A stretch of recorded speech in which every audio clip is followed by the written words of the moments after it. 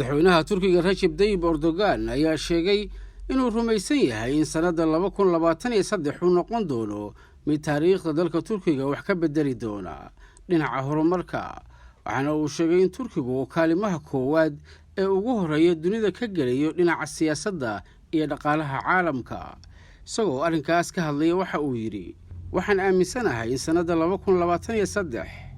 oo ay jamhuuriyaddeenu soo gabagabayn doonto sanad guuradii 100aad oo lagu qori doono taariikhdeenna, taasoo noqon doonta isbeddel horumar weyn oo aynu kaalimaha koowaad ee siyaasadda iyo dhaqaalaha caalamka geli doono.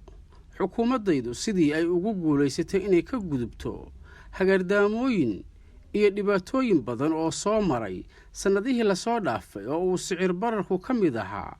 waxay ka dhigan tahay mid xusuus mudan iyo tallaabooyin dhinaca horu socodka loo qaaday. waxaa kaloo uu madaxweyne Erdogan intaas ku daray in shuruudaha asaasiga ee xallinta mashkiladda sicir bararku ay tahay in la ilaaliyo jawiga xasilloonida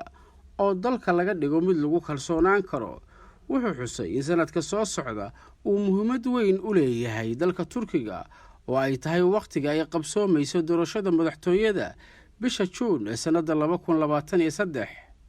mar kale Erdogan oo arrintan ka hadlaya waxa uu yidhi, 2023 waxaan ugu gudbi doonaa si nabad ah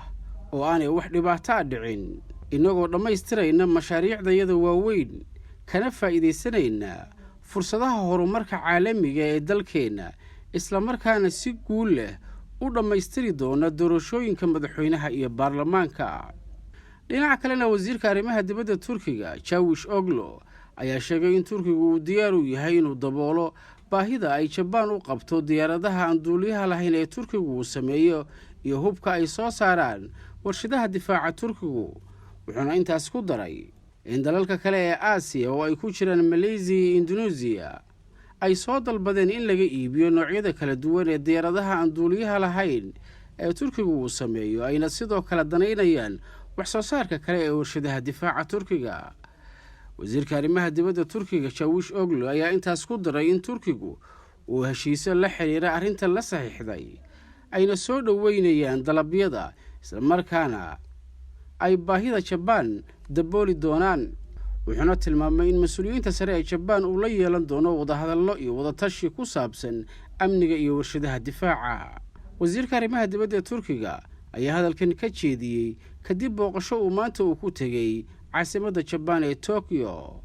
isagoo berrito halkaas uga qayb geli doona aaska rasmiga ee loo samayn doono ra'iisul wasaarihii hore ee Jabaan Shinzo Abe.